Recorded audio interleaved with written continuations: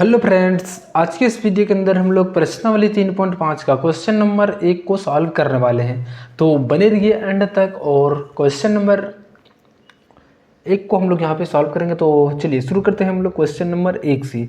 तो question number 3 में है कि निम्न रैखिक समीकरणों के लिए इसका एक अद्वितीय हल है जिसका कोई हल नहीं है या उसके अपरिमित रूप से अनेक हल है।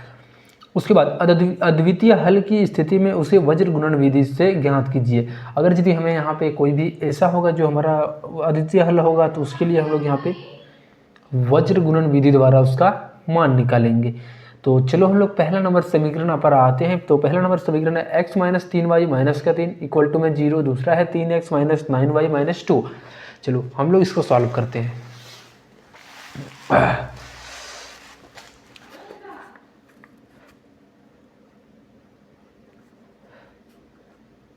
क्वेश्चन नंबर 1 का फर्स्ट में है कि x माइनस का 3y - 3 इक्वल टू में 0। और उसके बाद यहाँ पे फिर से दूसरा नंबर समीकरण हमारा दिया गया है यहाँ पे। तो 3x - 9y 3x - 9y - 2 और बराबर का 0। सबसे पहले हम लोग यहाँ पे ठीक, ये हमारा पहला नंबर समीकरण है और ये हमारा दूसरा नंबर समीकरण है। हम इसमें सबसे पहले a1/a2 निकालेंगे, ठीक। और b1/b2 c1/c2 तीनों को देखेंगे वो कैसा है। अगर यदि तीनों सेम होगा तो उसका बहुत सारा हल निकलेगा। और केवल हमारा a1/a2 और b1/b2 ही बराबर नहीं आया तो हमारा क्या हो जाएगा यहाँ पे। अगर यदि तीनों अलग अलग आएगा तो उसका क्या होगा, केवल एक हल होगा। और बहुत सारा आ गया तो यहाँ पे क्या होगा, तीनों बराबर आ गया तो बहुत सारा हल होगा। और दो बराबर आएगा और एक हमारा बराबर नहीं आएगा तो उस कंडीशन में हम लोगों का जो बनेगा वो यहाँ पे एक क्या बनेगा, यहाँ पे जो बनेगा हम लोगों के लिए यहाँ पे एक हल बनेगा उसके, ठीक। सॉरी, उसका कोई हल नहीं होगा, उल्टा बोलेंगे। चलो पहला हमारा जो है सो a1/a2 a1/a2 b1/b2 c1/c2।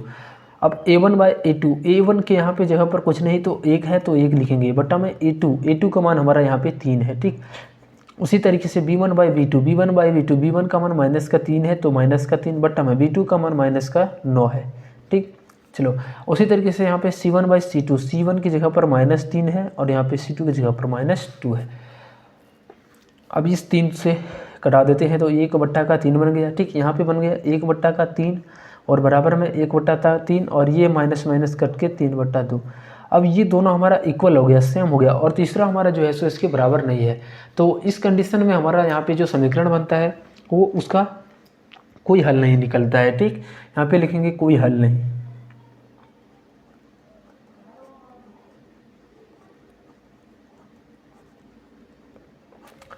देखिए हमारा जो कोई हल नहीं है इसका हमारा जो है सो यहीं पे कंडीशन खत्म हो जाएगा। लेकिन जिसका हमारा अद्वितीय हल केवल एक हल आएगा तो उसके लिए हम लोग क्या करेंगे, हम लोग वज्र गुणन विधि का भी यूज करके इसको मान निकालेंगे। चलो अब हम लोग क्वेश्चन नंबर दूसरा नंबर पर आते हैं। क्वेश्चन नंबर 2 में समीकरण जो हमारा दिया गया है कि 2x + y बराबर का 5 ये हमारा है। और दूसरा जो हमारा है यहाँ पे 3x + 2y और बराबर में 8 है, ठीक। ये हमारा समीकरण दिया गया है। एक काम करते हैं, इस 2x + y को ऐसे ही छोड़ देते हैं और इस 5 को इधर लाते हैं तो -5 और इधर 0 में ये हमारा पहला नंबर समीकरण भी हो गया, ठीक। उसी तरीके से 3x + 2y है और इसको इधर लाएंगे तो ये -8 होगा यहाँ पे 0। ये हमारा दूसरा नंबर समीकरण हो गया। अब इसके आगे हम लोग सॉल्व करेंगे। यहाँ पे a1/a2 b1/b2 c1/c2 को निकालेंगे तो a1/a2 और b1/b2 c1/c2। अब a1/a2 a1 की जगह पर इस समीकरण में आना है, ठीक। समीकरण 1 और 2 में आना है। तो ये देखिए यहाँ पे a1 की जगह पर 2 है और यहाँ पे a2 की जगह पर 3 है तो 2/3 तो लिखेंगे यहाँ पे 2/3। b1/b2 b1 की जगह पर यहाँ पे कुछ नहीं है तो 1 है और यहाँ पे b2 की जगह पर 2 है तो 1/2। उसी प्रकार से c1/c2 c1 का मान है -5 और यहाँ पे c2 का मान है -8। चलिए ये हमें मिल गया। अब देखो यहाँ पे हमारा तीनों जो मान है अलग अलग है, ये भी मान अलग है और ये भी मान अलग है। तो इस कंडीशन में हमारा केवल एक ही हल होता है, ठीक। और इसको हम लोग एक तरीके से बोलते हैं कि ये अद्वितीय हल भी है। लिखेंगे अतः अद्वितीय हल होगा या फिर हम लोग लिखेंगे एक हल, कुछ भी लिख सकते हैं दोनों में से। अद्वितीय हल होगा। अब देखिए वहाँ पे एक कंडीशन बोला गया था कि अगर यदि समीकरण का हल अद्वितीय होगा तो उसको हम लोगों को यहाँ पे वज्र गुणन विधि द्वारा इसका मान निकालना है। तो हम लोग कैसे अप्लाई करते हैं वज्र गुणन विधि, तो थोड़ा सा यहाँ पे लिख लेते हैं वज्र गुणन विधि द्वारा, वज्र गुणन विधि से। सबसे पहले इस विधि में हम लोग x लिखते हैं, उसके बाद यहाँ पे y और यहाँ पे इक्वल टू में 1 लिखते हैं, इस तरीके से x y और 1। अब बोलेंगे इसी को ही क्यों लिए, तो देखो हमारा यहाँ पे कोई ना कोई एक x का टर्म है, दूसरा हमारा एक y का टर्म है।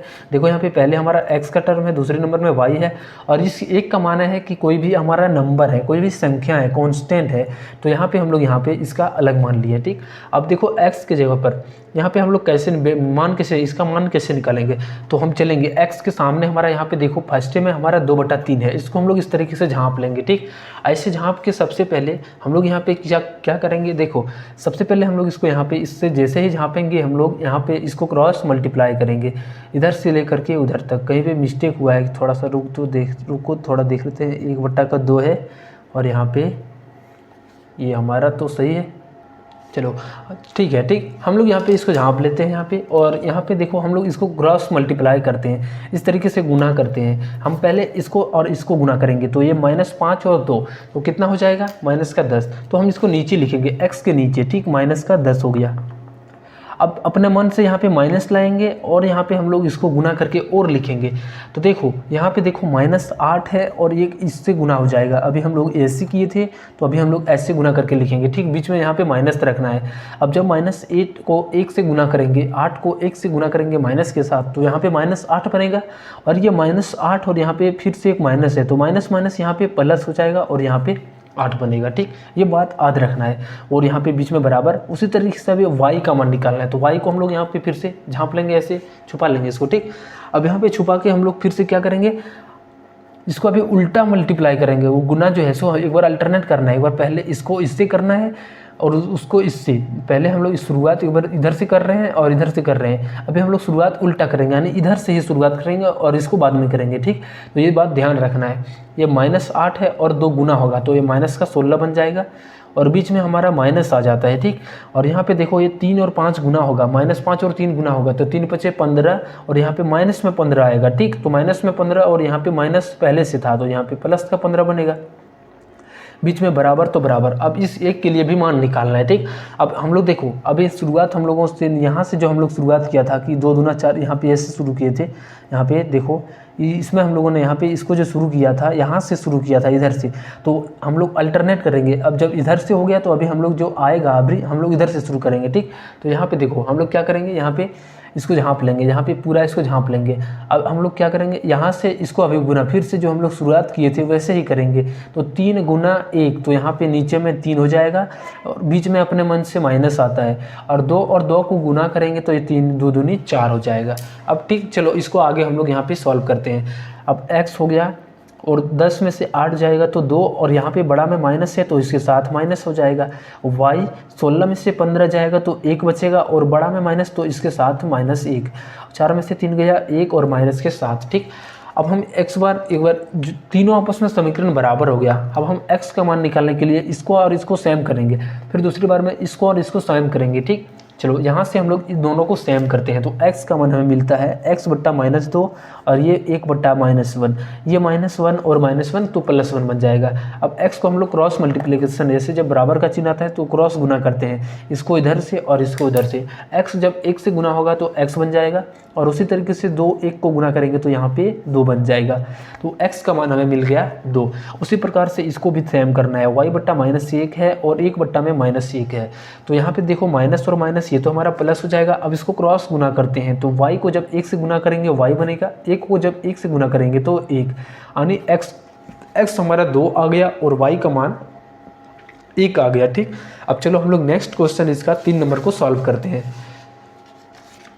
तो क्वेश्चन नंबर 3 में है, समीकरण नंबर 3, यहाँ पे क्वेश्चन है 3x माइनस का 5y और यहाँ पे बराबर का 20 है। ठीक, तो इसको हम लोग आगे कर लेते हैं एक ही तरफ, 3x माइनस 5y और इस +20 को इधर लाएंगे तो माइनस का 20 बनेगा 0। ये हमारा नंबर पहला समीकरण हो गया। उसी तरीके से दूसरे वाले में 6x माइनस 10y है, 6x माइनस 10y है और यहाँ पे देखो तो इस बराबर का 40 है, ठीक। अब इस 6x माइनस 10y होगा और इस 40 को इधर लाएंगे तो माइनस का 40 बराबर 0। अब हम लोग a1/a2 करके निकालेंगे, लिखा यहाँ पे a1/a2, फिर से b1/b2 और c1/c2। अब a1/a2 तो देखो हमारा यहाँ पे पहला समीकरण, दूसरा समीकरण यहाँ पे, तो पहला समीकरण के आगे a1 का मान 3 है तो यहाँ पे 3 लिखेंगे, और b1 का मान a2 का जो मान है इस समीकरण के लिए तो 6 है तो यहाँ पे 6। b1 का मान माइनस का 5 है और b2 का मान यहाँ पे देखो माइनस का 10 है। c1 का मान देखो यहाँ पे -20 है और यहाँ पे -40 है। अब चलो इसको हम लोग देखते हैं कि इक्वल होता है या फिर अलग अलग होता है। माइनस माइनस ये कट के प्लस होगा, 5 से ये 2 बार में, 3 से ये 2 बार में, 20 से ये 2 बार में। अब हम लोग यहाँ पे देख क्या रहे हैं कि 1/2 और यहाँ पे भी 1/2 यानी तीनों जगह हमारा पे सेम आ गया है। और जब ऐसा कंडीशन होता है कि हमारा तीनों सेम हो जाए तो उसमें क्या होता है, बहुत सारा उसका हल निकलता है, ठीक। तो लिखेंगे अनेक हल होगा, समीकरण का अनेक हल होगा, ठीक। तो इस जब अद्वितीय होगा तो ही हम लोगों को x का मान निकालना है, तो इससे हम लोग स्किप करके छोड़ सकते हैं, बस यहीं तक छोड़ सकते हैं, अनेक हल होगा, ठीक। अब हम लोग नेक्स्ट क्वेश्चन यहाँ पे आते हैं, क्वेश्चन नंबर इसका 4 नंबर पर। तो क्वेश्चन नंबर 4 में है, ठीक। तो क्वेश्चन नंबर यहाँ पे 4 में हमारा दिया गया है x माइनस 3y माइनस 7 और बराबर में 0। x माइनस 3y माइनस 7 बराबर 0, 3x माइनस 3y और -15 बराबर 0। ये तो हमारा पहला समीकरण हो गया और ये हमारा दूसरा नंबर समीकरण हो गया। अब a1/a2 निकालेंगे, b1/b2 निकालेंगे, c1/c2 निकालेंगे। अब a1/a2, a1 की जगह पर यहाँ पे 1 है और a2 की जगह पर यहाँ पे 3 है। सिर्फ हम लोगों को x y छोड़ करके जो बचा हुआ संख्या है उसको a1 a2 और b1 b2 c1 c2 की जगह पर लेना है, ठीक। अब b1 का मान देखो माइनस के साथ लेना है, -3, और यहाँ पे b2 का मान -3, और c1 का मान देखो -7 है और c2 का जो मान है -15 है, ठीक। अब देखो यहाँ पे हमारा जो मान है तीनों का अलग अलग है, ठीक। यहाँ पे देखो भी कुछ अलग आ रहा है, यहाँ पे भी कुछ अलग आ रहा है, तो इसमें भी हमारा फिर से क्या होगा, इसका अद्वितीय हल होगा, यानी केवल एक ही हल होगा। लिखेंगे यहाँ पे अद्वितीय हल होगा। अब हमें यहाँ पे तो फेरा हो गया क्योंकि हम लोगों को वज्र गुणन विधि द्वारा निकालना पड़ेगा। चलिए कोई बात नहीं, जितना मेथड हम लोग सीखेंगे उतना हमारे लिए बेहतर रहेगा, ठीक। क्वेश्चन को जितना टाइप से हम लोग बना सकते हैं वो हमारे लिए बहुत मैटर करता है। तो हम लोग लिखेंगे यहाँ पे वज्र गुणन विधि द्वारा, वज्र गुणन विधि द्वारा। चलो हम लोग अप्लाई करते हैं। पहले लिखेंगे x फिर y और यहाँ पे 1।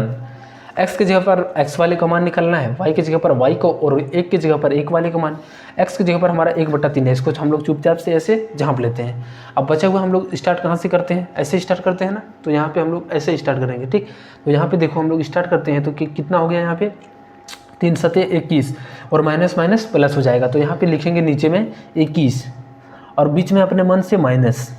अब फिर से इसको गुना करेंगे तो 15 × 45 और माइनस माइनस प्लस हो गया, तो 15 प्लस 45 में आ गया, लेकिन यहाँ पे माइनस में 45 क्योंकि हम लोग बीच में माइनस देते हैं, और यहाँ पे बराबर y। चलिए अब हम लोग y के अंदर आते हैं, ठीक। अब इस बार हम लोग कहाँ से शुरू करेंगे, हम लोग ऐसे शुरू करेंगे, इधर से और इधर से। तो यहाँ पे देखो पहले -15 को 1 से गुना करेंगे तो ये -15 बनेगा और बीच में हमारे मन से कितना आता है, माइनस आता है, ठीक। और उसी तरीके से 3 को जब -7 से गुना करेंगे तो 27 माइनस में आ जाएगा और बीच में माइनस था तो माइनस और माइनस प्लस बन जाएगा, बराबर। अब इस 1 का मान निकालना है, तो हम लोग फिर से शुरुआत जैसे किए थे वैसे निकालना है, ठीक। तो यहाँ पे देखो हम लोग क्या करेंगे, इसको ऐसे यहाँ पे लिखेंगे, 3 और 3 को गुना कर देते हैं, जैसे हम लोग स्टार्ट किए थे, यहाँ से इसको और यहाँ से इसको, 3 × 9, यहाँ पे -9 हो गया और बीच में अपने मन से माइनस आता है, ठीक। और -3 को जब 1 से गुना करेंगे तो ये माइनस और माइनस प्लस बन जाएगा। अब चलो इसके आगे हम लोग यहाँ पे अब आगे सॉल्व करते हैं। अब देखो 45 में से 21 घटाते हैं तो कितना बचता है, 24 बचता है, और यहाँ पे माइनस में 24 बचेगा क्योंकि इसमें बड़ा में माइनस है, ठीक। 5 में से 1 गया 4, 4 में से 2 गया 2। उसी तरीके से यहाँ पे 21 में 15 जाएगा तो 6 बचेगा, और यहाँ पे देखो 1 में से 9 में से 3 जाएगा तो 6 बचेगा, माइनस का 6 बचेगा, ठीक। अब देखो हम एक बार इसको सेम करेंगे, इसको सेम करेंगे और हम लोग यहाँ से x का मान निकाल लेंगे। तो x बटा है माइनस में 24 और ये हमारा है 1/-6, ये माइनस और माइनस प्लस 6 से ये 4 बार में कट जाएगा। अब क्रॉस गुना करेंगे तो यहाँ पे कुछ नहीं तो 1 बचा हुआ है तो x हो जाएगा 4 और 1 गुना होकर के 4 बन जाएगा। तो x का मान हमें मिल गया 4। उसी तरीके से यहाँ पे y का मान निकालना है, तो अब इन दोनों को सेम करेंगे। ये 6 और 6 कट गया, बचेगा कुछ नहीं तो 1 है, ठीक। तो y का मान कितना हो जाएगा, माइनस का 1 हो जाएगा। यहाँ पे जब 1 बचेगा तो ये माइनस में बचेगा। ये हमारा इसका कंप्लीट आंसर हो गया। कैसा लगा आप लोगों को वीडियो, समझ में आया कि नहीं आया? आप लोग कमेंट सेक्शन के अकॉर्डिंग आप लोग बोल सकते हैं कि हमारा कैसा ये सेशन रहा है। अगर यदि कुछ मिस्टेक हो रहा है तो आप लोग कमेंट कर सकते हैं, उसको मैं इम्प्रूव करने का प्रयास करूँगा। चलिए मिलते हैं हम लोग अब नेक्स्ट वीडियो में क्वेश्चन नंबर 2, 3, 4 के साथ। बाय।